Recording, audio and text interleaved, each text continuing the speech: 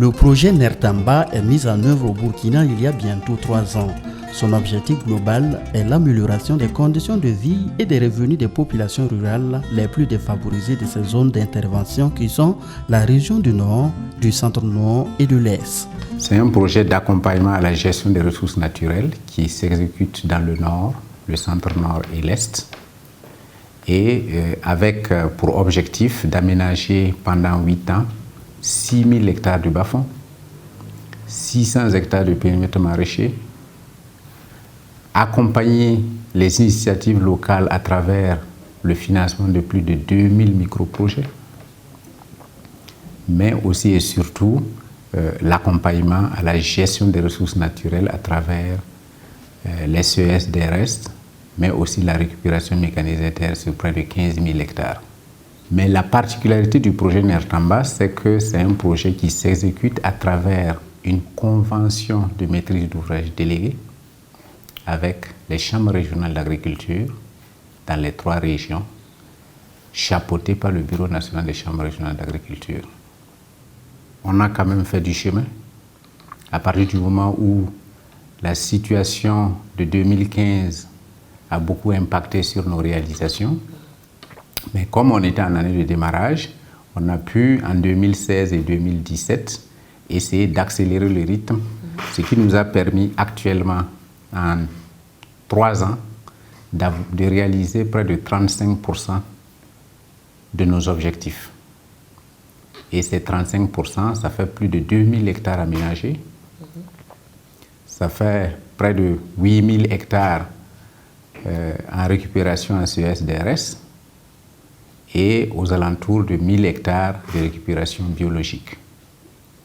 Et au niveau des micro-projets, nous avons actuellement plus de 1100 promoteurs qui ont déjà reçu des subventions pour la mise en œuvre des micro-projets.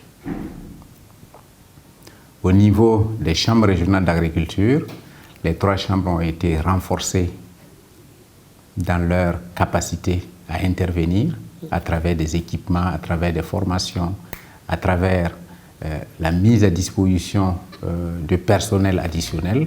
Comment se fait la mise en œuvre du projet sur le terrain? Le projet s'exécute à travers 4 composantes qui sont les petits aménagements fonciers villageois qui visent à améliorer la résilience des ménages, les exploitations familiales face aux aléas climatiques et le renforcement de l'autonomie financière de ceux-ci.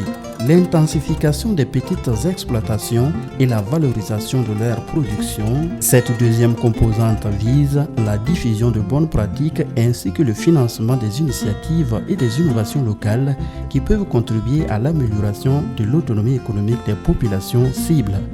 Quant aux composantes 3 et 4, elles sont respectivement la structuration des acteurs et leur mise en réseau et la gestion du projet ainsi que son suivi et évaluation. En ce qui concerne la mise en œuvre de la première composante, le projet Nertamba a travaillé en collaboration avec l'Observatoire national du foncier au Burkina Faso, l'ONFPF, dans les zones prioritaires du projet. Sur les 86 communes que couvre le projet, 15 ont été touchées par les activités de l'ONFPF, des activités qui ont concerné essentiellement la sécurisation foncière. Les communes bénéficiaires sont donc Boulsa, Bourzanga, Kaya, Roko, Ziga, Goursi, Wayuya, Tangaï, Titao, Yako, Bilanga, Diapango, Gaïeri, Kompianga et Logobu. L'Observatoire national du foncier, comme son nom l'indique, est une institution chargée de suivre les questions foncières au Burkina, de les étudier et de pouvoir publier les résultats, les partager avec l'ensemble du public et surtout les acteurs de la chaîne foncière. C'est dans cette direction que le Nertamba, que comme vous le dites, c'est un programme de développement rural et qui également accompagne les collectivités territoriales, notamment les CRA au niveau des différentes régions, dans l'aménagement de l'espace rural afin d'optimiser la production agricole. Et comme qui dit aménagement, qui dit production agricole, c'est-à-dire c'est des questions qui s'adressent directement à la terre. Et c'est dans ce sens que le programme Nertamba a bien voulu associer l'Observatoire national du foncier, même dans la conception même de son programme, des activités d'observation. Et c'est ainsi que le partenariat a été signé pour permettre à l'Observatoire d'accompagner le programme dans sa mise en œuvre en étudiant les questions foncières des petits producteurs au niveau, par exemple, des 3 régions d'intervention de Nertamba. Le projet Nertamba est un projet essentiellement d'aménagement. Et pour pouvoir sécuriser l'investissement en place, il y a un certain nombre de dispositifs qui ont été mis en place. Et nous avons le partenariat avec l'Observatoire pour prendre en compte l'ensemble des pratiques, capitaliser ces pratiques-là et voir quelles sont les évolutions en matière foncière dans nos zones d'intervention. Donc, à travers des enquêtes ciblées, à travers des interviews et à travers la collecte de données, l'Observatoire est en mesure de nous faire remonter l'information, en quelque sorte, quelles sont les sensations ou les effets que les populations ressentent à travers ces aménagements. Et comment accompagner efficacement à la gestion des conflits, aller beaucoup plus vers la sécurisation foncière en tant qu'Observatoire national du foncier. Des activités sur la sécurisation foncière qui ont nécessité au préalable la formation sur la technologie MAST au profit des agents domaniaux des communes d'intervention du projet. La technologie MAST est une application mobile de sécurisation foncière. Elle est utilisée pour l'enregistrement des terres rurales en vue de la délivrance des attestations de possession foncière rurale.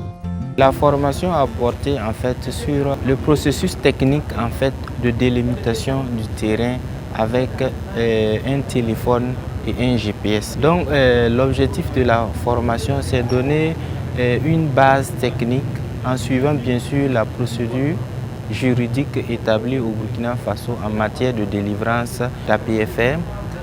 Voilà, c'est de donner en fait ces éléments techniques là qui vont les permettre dans leur travail au sein de leur commune. Voilà, donc au cours de la formation, nous avons présenté 3 modules. Un module qui concerne l'aspect spatial de l'application. Un second module qui concerne en fait l'enregistrement des données, des attributs. Et ensuite, un module en fait lié à la gestion même de ces données-là sur le web. L'application web ou DMI qui permet en fait à l'agent SFR de gérer en fait ces données-là au sein de leur commune. Une formation à l'issue de laquelle les participants ont reçu chacun un kit de travail composé d'un téléphone de type smartphone doté d'un système Android et d'un GPS.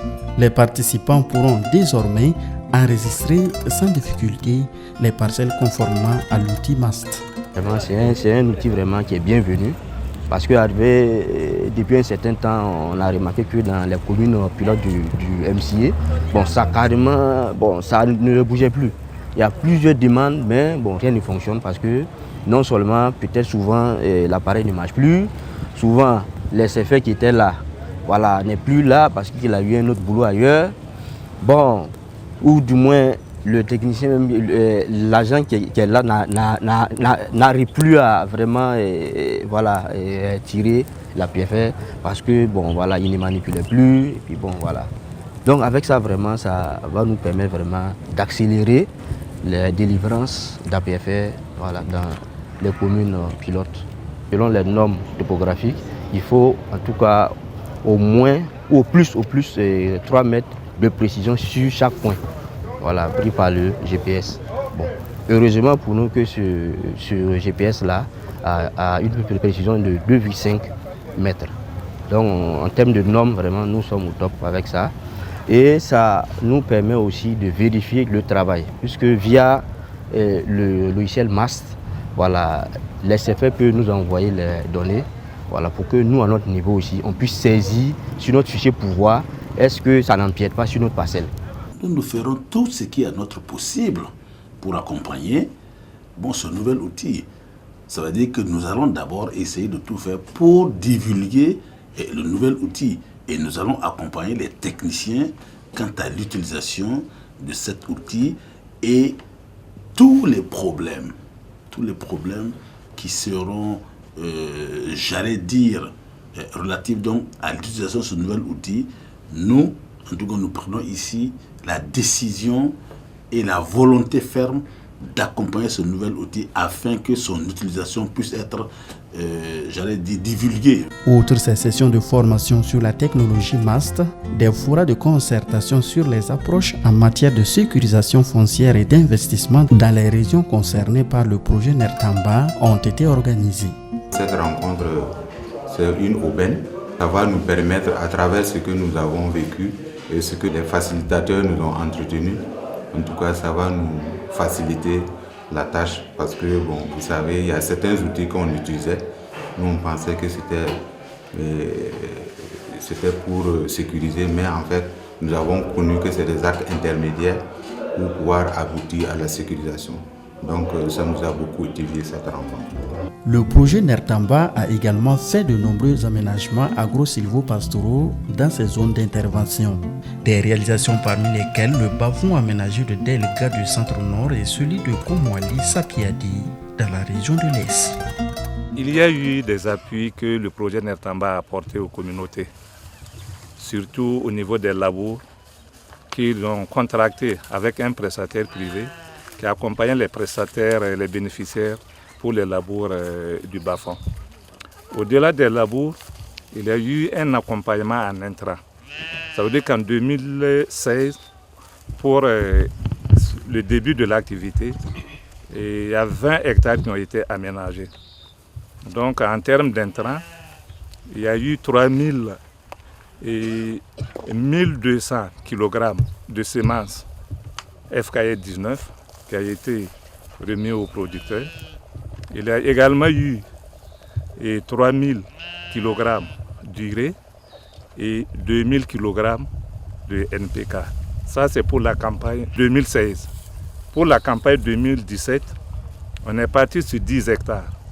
Et sur les 10 hectares, il y a 600 kg de semences FKE 19 qui ont été remis et 1500 kg d'urée et 1000 kg de NPK. Et à la suite des intrants, les communautés ont bénéficié de l'appui et des services techniques en matière d'encadrement. Des bas-fonds qui font la fierté des populations bénéficiaires. Ça nous a permis d'améliorer nos conditions de sécurité alimentaire. Ça a permis en tout cas de chasser un tant soit peu la faim au sein donc, de notre communauté. Et ça a permis aussi aux deux communautés, Sapiadi et de Komwali, de s'unir. Ça leur a permis en tout cas de s'entendre mieux parce que tout le temps ils sont ensemble dans le site pour travailler. Prévu pour une durée de 8 ans, le projet NERTAMBA, qui signifie en langue locale l'espoir qui nous réunit, a déjà à moins de 3 ans de mise en œuvre engrangé de nombreux résultats au profit des populations de ces zones d'intervention. Ce qui fait croire à ces acteurs de mise en œuvre que le projet NERTAMBA va à son terme atteindre pleinement ses objectifs.